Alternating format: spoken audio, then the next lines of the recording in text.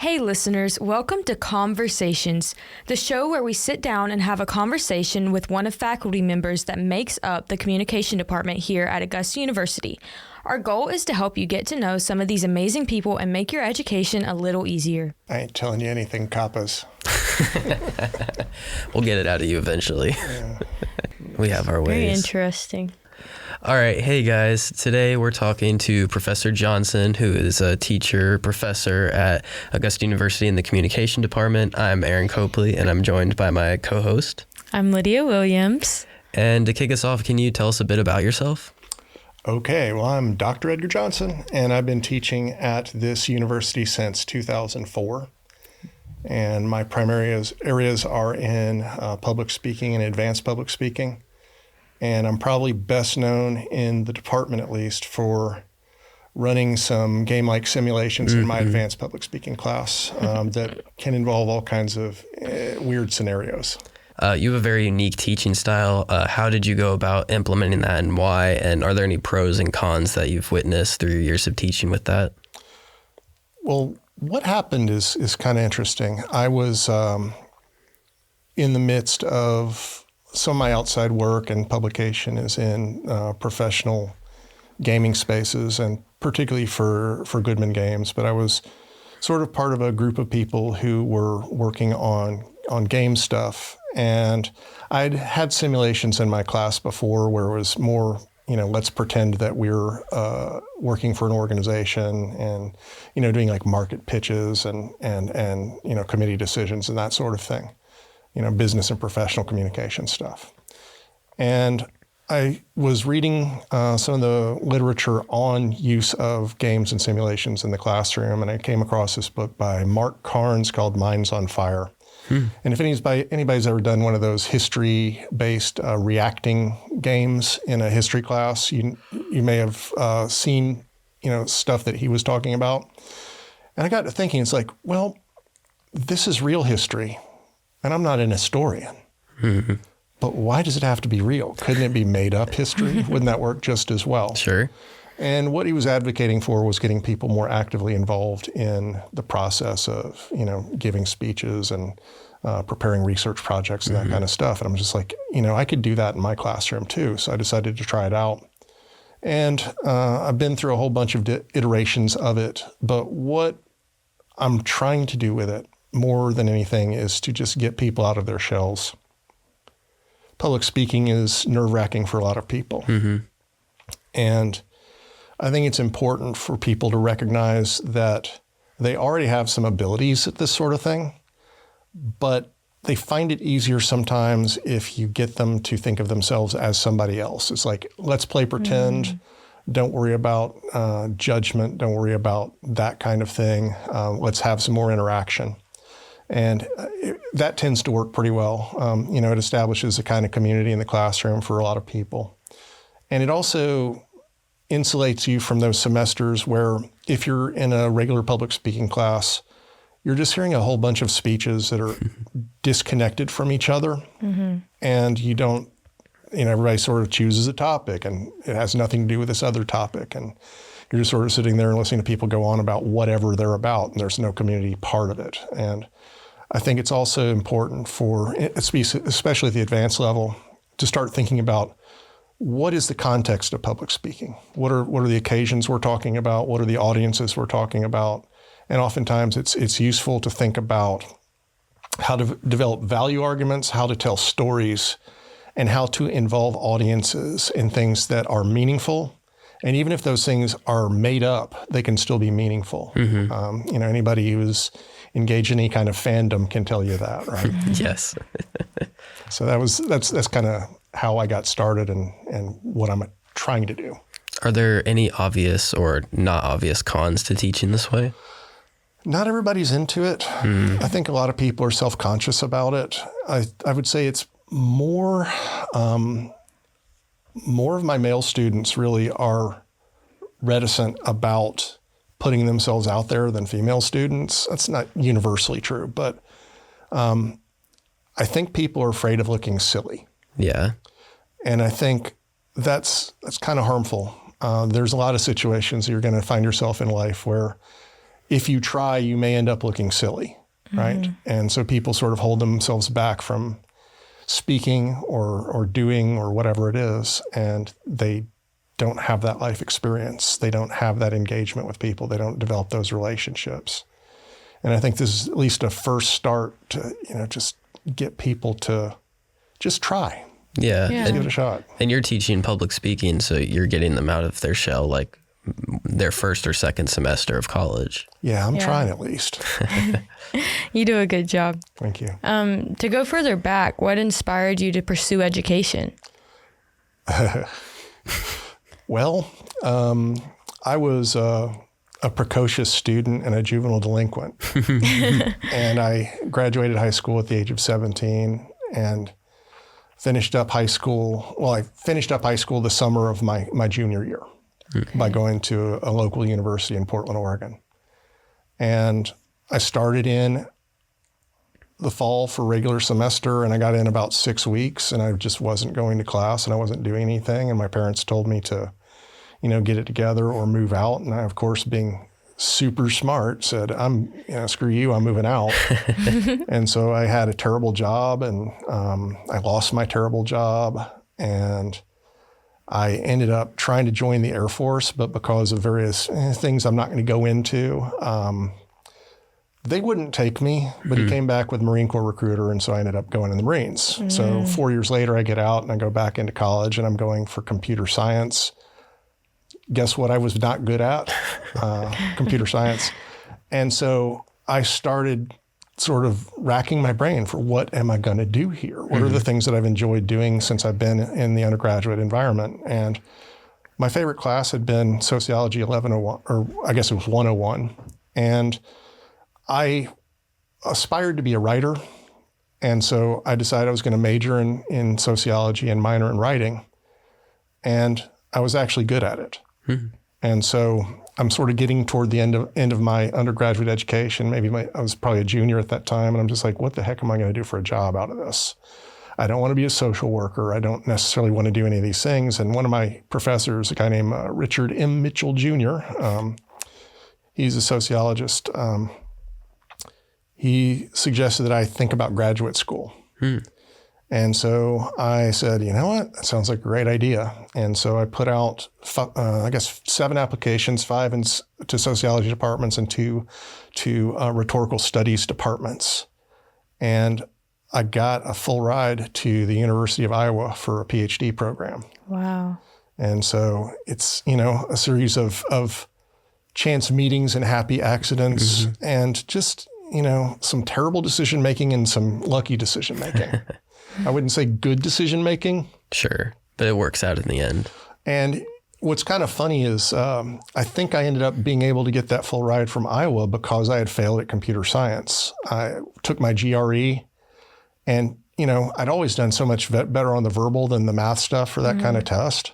Ended up getting a 1410 on my GRE, and I think it was like 720 in math and 690 in verbal.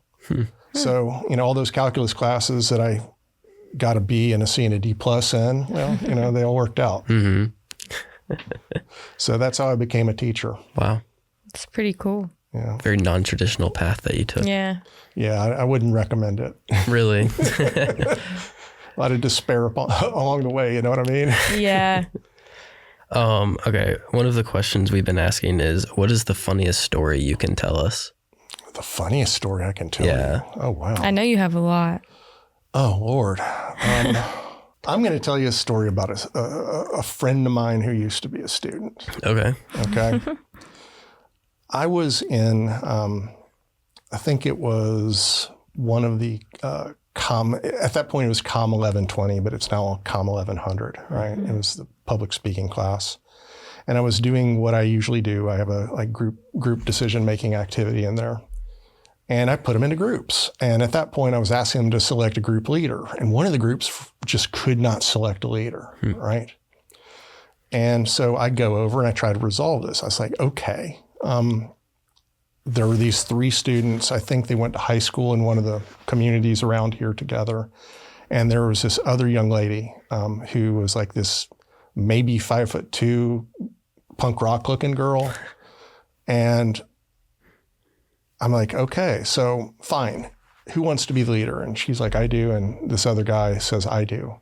And I said, okay, make your pitch. And so the guy's like going on about how, he'd been on the football team and he'd been, captain of the team, and knows all this sort of stuff about leadership and this, da-da-da-da-da. And, he's making a really good pitch, right? And I turned to this young lady and I said, okay, what about you? Why do you want to be the leader? She points at him and says, so he won't be. And what a strong pitch. Yeah. I knew at that point that this person was going to be somebody I'd want to know. Yeah. Who became the leader? I think eventually somebody else in the group did. Oh my gosh. All that arguing for nothing. Yeah. Yeah, but I was impressed with her, and she ended up being a very good student. Graduated about 5 years ago and lives down the street from me now. Oh, nice. Oh, wow. Yeah, we're good friends with her and her family. That's really cool. Okay, what has been a highlight of your career? Oh man, the highlight of my career. I think it was probably the first Communicon. I don't know if you know the history of that event, but I was sort of in the center of it in a way. I had two students of mine who were really good students, and one of the people who really showed me that this advanced public speaking simulation thing could work, Lindsay Morris, you probably have met her. She's been here for alumni events, and Chris Lloyd, who is her partner. At that time, they weren't together. Now they are. And we had some sort of event that was supposed to be for students and that sort of thing. And Chris comes and talks to me. He's like, that was terrible. I could do that better. And, he's a very opinionated guy. I love Chris, but he is a very opinionated guy. And so, he says, I could do this better than y'all did. And I said, really? Are you really saying this? It's like, okay, let me go talk to my chair. Let's see what we can do. And basically I put it back on them, or him, but eventually them, that, okay, you've talked the talk. Let's see if we can get you to walk the walk. And so I went and talked to Dr. Bulla, and I told him what was going on. And he says, well, let's get him to come make a pitch at the faculty meeting, and we'll see if the faculty wants to do it. And they came in together and they gave an outstanding pitch. Like, it was very professional. And they put it together. They made it work. And then they managed to hand it off to the next group that was coming through that included, I think, St. Julian Cox was, I think, the organization leader at that point for the second run through. And they pulled it off, and it's just kind of been a thing since. And now Dr. Carey is doing it in her, she's sort of taken the reins a little bit to make it continue to work. And we've tried to involve students and alumni and people from around campus. And I think it's become a really good event. That the reason I think it's important is because it's really easy on a commuter campus like ours to not come together very well, not establish kind of an identity as a group in the department, And I thought that was something that was really important, and it's happening. Part of the reason I do my classes the way I do is so we have some connection to each other, and that event. It's growing, it's changing, it's doing different things, and that's the way it should be. It's an organic event. It belongs to everybody in the department, faculty, students, staff, everybody. It's going to be what we want it to be whenever we want it to be that way. It's a very cool event. I was a part of the team last year, and I could definitely feel everyone coming together for it to make it happen. Yeah. And, I think we have a good department, and it's really nice to be able to tell people about it. And it's really nice. Like, you guys got to understand how nice it is when we hear from our students that they like our department, that they enjoy working with our faculty, that they like the classes we teach and the kinds of things that we do. That's gratifying. So I get to be proud every year. We were going to ask, on the other hand, what are some of your biggest challenges that you've faced so far? I think apathy. Sometimes it's student apathy. Sometimes it's my apathy. You can't control everything, right? And I'm a pretty laid back person, but I'm also an immense control freak about certain things. And, that's something I continue to work on. I will never be good at working on it, but I continue, Yeah. right? So you have an idea of how a class is going to run, and then it doesn't go that way, right? Some people are just checked out. I saw a lot of this, after COVID, and then a bunch of it like after the hurricane last fall, I can imagine. kind of stuff, where you're trying to like be the cheerleader for everything is going on. And frankly, with all the crap that was going on in the world, I didn't have it in me. I just couldn't summon the will to make things happen for everybody. And, it makes you feel terrible because you're supposed to be, exercising, leadership and being the guy or whatever. And if it's just not happening, it's just not happening. And, occasionally somebody will help you out. Somebody will step up and do something great and give you a little bit of inspiration, whether you're on my side of the lectern or on the student side of the lectern. And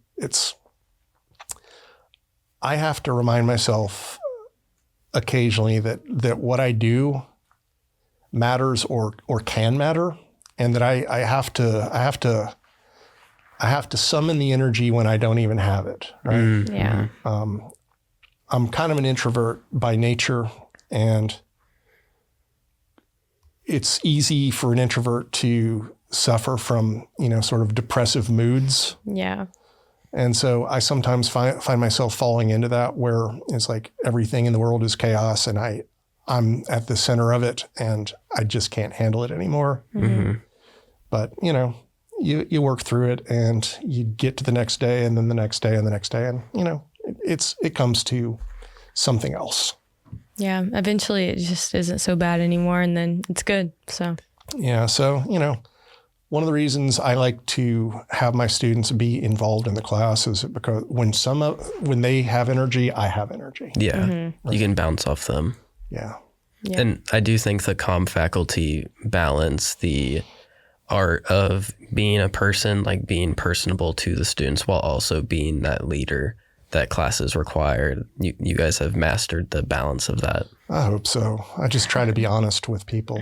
yeah, that's all you can do. Okay, this is my favorite question that we ask people. What gets you out of bed in the morning? The thought of a cup of coffee. Me too. What gets me out of bed in the morning? The opportunity to spend another day in the world, to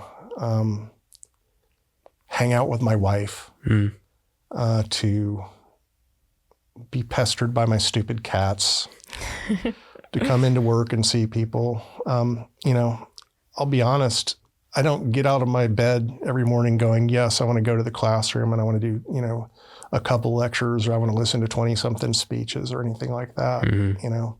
That's work, right? But I often find that once I get myself into the classroom and things start to happen, it helps with my view of the world, right? And I think that's what gets me out of the bed the most, is like, okay, I'm going to get up and see what happens, because you just never know. Interesting. I think it's poisonous to get into the mind frame that every day is the same day. Yeah. And, I do gravitate toward that somewhat. But especially on a day like today, when it's nice and cozy in there, it's like, I'll wake up and I don't have my glasses on. I try to look at my phone and see what time it is. I'm like, oh, it's 10 after 6. I could sleep another 30 minutes or so. And I'm just like, no, I might as well get up. Yeah. And then you just, it happens. You go out there and you do it. And most of the time, it's pretty good. Is there a trick to having that curiosity in what the day will bring you? I think just wanting to learn new stuff is a big part of it. I'm always learning new stuff. I'm picking up new hobbies. Latest one I've been playing around with is I am a terrible guitar player and I'm trying to get better. Me too. I've recently started playing again. Nice. Yeah. And one of my problems is I have a gear addiction, right? So I currently own, I think, 6 or 7 guitars. Oh my gosh. And 40-something pedals. And 40 pedals? yeah, because Wow. I want to see what they all do. It's like, Okay. I was never like, I was like too old for Pokemon, but this is my version of Pokemon. I got to collect them all. Got to catch them all. Yeah. So do you own a lot of electric guitars or? Yeah. Okay. Yeah. I don't have any acoustic Really? guitars. That's funny. I only have an acoustic. Or if you ever watched the Adult Swim show Metalocalypse, as Sviskar says, "Oh, Grandpa's guitars." No, I don't have a problem with acoustic guitars. I just don't have one. I was thinking about picking up one of those Martin backpackers just to have around. But yeah, Electric's more fun. So. yeah. I like making noise. I like loud music. But I do woodworking. I do during the pandemic I took up disc golf, and I'm getting better at that. And it's just trying out new things, whether it's like, I'm going to learn how to make sourdough bread, which I did. Nice. That's something I've been looking into too. Or I'm going to take up organic gardening, which I did. And, just stuff like that. You can't limit yourself. I think one of the biggest things I fight against in my classroom is the idea that I am just this dude or this lady or whatever who is just this way. It's like, no, you are always becoming something else. It's the fig tree analogy. Yeah. Interesting. You're always going to be something else. So why not figure out what that stuff is? I got some advice. Well, I heard some advice a while back, and I wish I'd learned it when I was younger, but it's just like, if you're interested in having relationships with people, and they're talking mainly about romantic relationships, do the things right now that will allow you to have the relationships that you want to have in a decade. Right? If you want to have a girlfriend or a boyfriend or whatever, it's just like, just do cool stuff. Become an interesting person. Become interested in things and people and processes and that kind of stuff. And just, I think curiosity is at the center of that. Is like, how does this work? It also kind of manifests sometimes when I travel.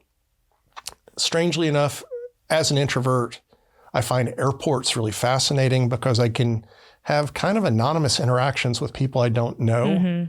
And so I get to ask them questions that I wouldn't necessarily ask. So, I took a Disney cruise with my mother-in-law and my wife and my kid and, my brother and sister-in-law. And they have people from all over the world. And so I ask our Polish waitress at one of the restaurants, is like, how did you end up on a boat controlled by the mouse?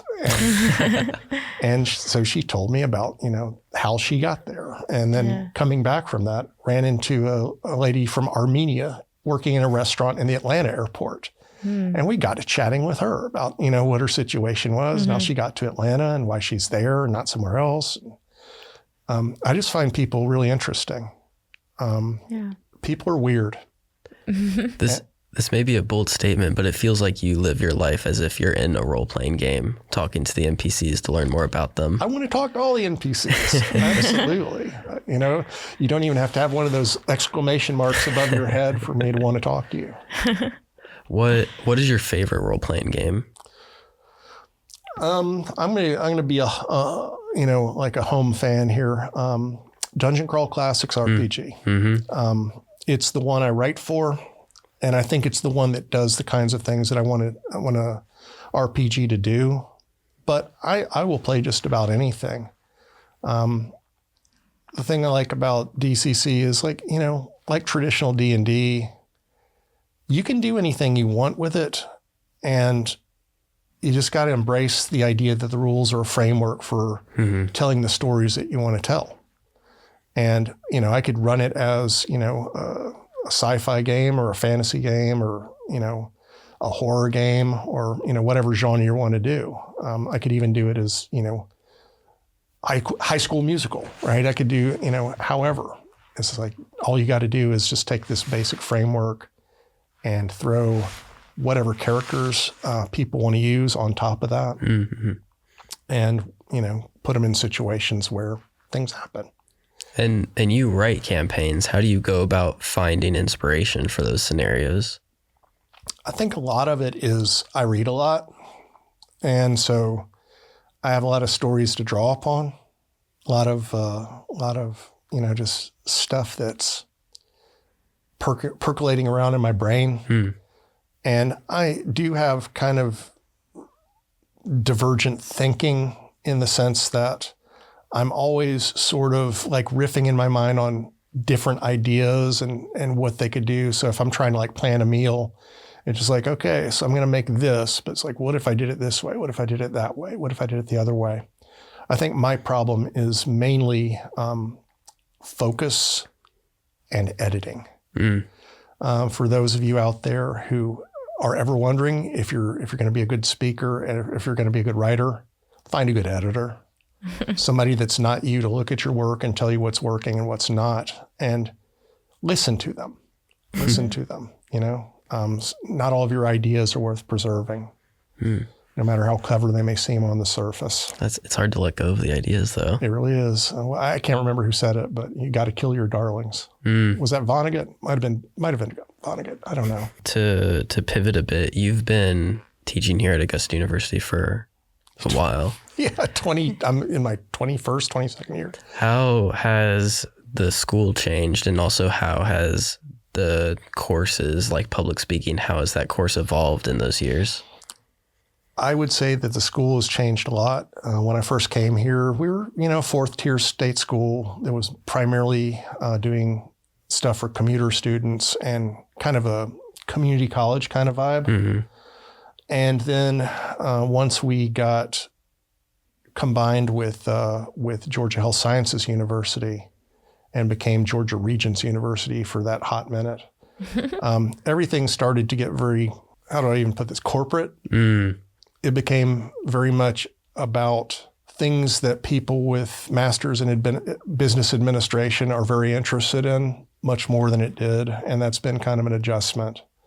And that's the point at which I think our department as a whole started to get a little bit more professionalized. And I'm not saying that that's necessarily a bad thing, but it is a definite change of culture. Things were a little bit more laid back before. They're not quite as laid back before, but things aren't as messy as they used to be either, right? Yeah.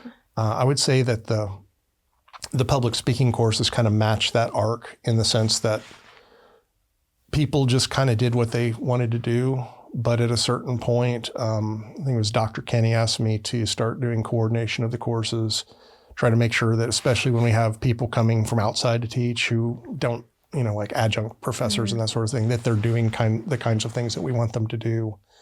I got involved in assessment of student learning outcomes and all that other kind of stuff. Okay. So I think there's a little more focus on professionalism than there used to be, but maybe not quite as much. It's less traditional academic and more professional academic than it used to be. That's interesting, because I do feel like the department is laid back as is. So trying to imagine it more so is interesting. That's what I was thinking. It is, and in some sense, that is a reaction to the new reality that we're in. Is that like, if we're going to do this, we're not going to leave behind the whole idea that we're human beings and we want connections to other human beings. Yeah. The comm department does a really good job about that, about connecting with students and just staying connected. Yeah. And actually knowing their students. I feel like almost every professor knows all of their students pretty well. I'm grateful, because when we started this project and I started realizing all the people that I would have to talk to and interview, I realized the majority of them I was completely comfortable sitting down and talking to you guys. And I think that's a testament to how well you guys operate the relationship between you and the student. Yeah, and it's because like we've had sit down conversations with most of our professors. Like I can't remember a time where I've had a professor where I haven't had at least one-on-one conversation with them about like what I was doing and what I wanted to do with my life. So that's pretty cool. Yeah, and I think we all kind of go on that journey between just like, this is the job and this is the relationship. I guess one funny way I have of thinking about it is when I first started teaching, I just wanted my students to like me. So I tried to be the cool teacher. And then I got tired of their crap. So I wanted to have the perfect syllabus that would make them do the things I wanted them to do. And then eventually I just stopped that and I just said, okay, this is what I'm trying to accomplish, you guys. This is what I want you to be able to do. And this is why I want you to be able to do it. And, just have an honest conversation with people about what you're here to learn and why you're here to learn that stuff and why that might be valuable. And, just give it a shot for me if you would, please, right? Yeah. Please. You're paying for the class. Please try. Yeah. So the final 2 points I want to hit this is a bit of a complex question, so bear with me. Mm-hmm. If you could telepathically communicate to every student at Augusta University, give them the exact same message at the exact same time, what would that message be? It's in the syllabus. Because they always ask those questions and the answer is always in the syllabus. I try to put everything in the syllabus. I really do. Sometimes it's not perfect, but I think a lot of people have a hard time making that transition from being in high school to being a professional.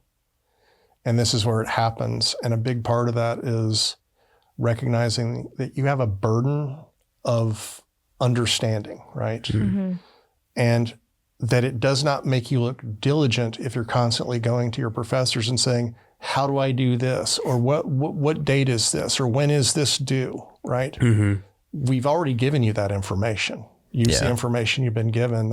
I can't speak for all of my colleagues, but I would guess that many of them would agree that it's a lot more impressive to us when you actually use the stuff that you've been given successfully. Mm-hmm. Mm-hmm. Not to be a jerk about it, but it's like, come on, dude, just read. I sometimes will find myself, somebody will ask that question. I'll say, I don't know. Let me go look in my syllabus real quick. Let me go look at the syllabus that I emailed you guys. Well, the other thing is I don't keep this stuff in my brain. My brain is full of mush, right? Mm-hmm. And you have so many other classes that you're teaching. Yeah. So it's like, if I need to know what time something needs to be turned in, I'm going to go look at the schedule because that's why I write it down in the first place. So I have a record of it. My favorite and least favorite segment at the same time is I have a negative rate my professor review printed out. Okay. I would like you to read it out loud to us. Okay. And then give your reaction. Tell us a bit about the sentiment that's being given by the student. Sure. All right. Here you go. I haven't read this one yet. Getting an A is absolutely impossible. He is an idiot, and the only thing he lectures about is how to brew beer. You will be an extremely unhappy person if you take Johnson. Do you talk about beer that much? No, I don't even brew anymore. This is from way, way, way back in the day. Yeah. This was from back when my child was probably 6 or 7 years old. Isn't that dangerous, like brewing your own alcohol? Oh, distilling is, but brewing beer, not so much. You can get messy if you screw up, though. Well, now we're talking about brewing beer. Maybe. Yeah. I mean, I guess we're proving the student's point. But all of the recent reviews have been very positive. I had to dig deep to find a negative one. Yeah, I think I got an A in your class, or maybe a high B. It wasn't bad enough for it to stick in my brain, so apparently it's decent. I mean, my reaction is this is somebody who's just mad that they're not getting an easy A and they thought they came into a class where they knew they were going to get an easy A. I think a lot of people make assumptions about, it's just a comm class and I'm a biology major. So it's just. It's just public speaking. Everyone does that. Everybody does that. Yeah. But I mean, if you get up in front of my class and you read off of a manuscript in the general direction of an audience, that's not giving a speech. Mm-hmm. And you're not going to get an A on your speech for doing that. Yeah. I think like with public speaking classes, people put in zero effort. And the thing is with the speech, like it doesn't take that much preparation. Like you just have to really try, like once you get up there, and you can't just read off of a slip of paper. It takes practice. Yeah. It's like anything else. It's a skill that demands practice. And I think one problem that I do run into quite a bit is students in high school these days seemingly, I can't speak to this with authoritative knowledge, but seemingly get a lot of chances to turn in and revise work where they're getting lots of feedback. So eventually they kind of, turn it into a work when maybe it was not a work before. Mm-hmm. After like 4 or 5 run-throughs. And that's just not really how things work in the professional world. That's not how things work in college. We will give you the feedback that you need, but I had a conversation earlier this semester with somebody, can I show you this before I turn it in? I said, so long as you understand that what the kind of feedback that I'm going to give you is going to be very general. I'm not going to go through this and edit it for you because at that point it becomes kind of clouded. What is your work and what is my work? Am I grading my own work and giving you an A for it? Yeah. And, you know, I don't mean to be unpleasant that way, but it is the student's job to respond to the prompt and do as well as they can on it. Yes. Right? Yeah. And you wouldn't find a professional situation where things are much different than that, I don't think. Yeah. I don't think you were ever like a hard grader. I think you were just very fair. But I try to be fair. Yeah. It's just, you know, if somebody's used to getting A's at their, you know, very small high school, where they're literally the smartest person in the school. Smartest fish in the pond. Yeah. And they get here and it's like, I'm not the person you expect me to be. And I don't give you the grade that you decided that you've already earned before you've taken the class. I'm very sorry, but so be it. Yeah. You'll know why you got the grade. Do you have any closing remarks that you'd like to say before we wrap up? Yeah, I'm going to go back in time and I'm going to say to that student, it's like, grow up, man.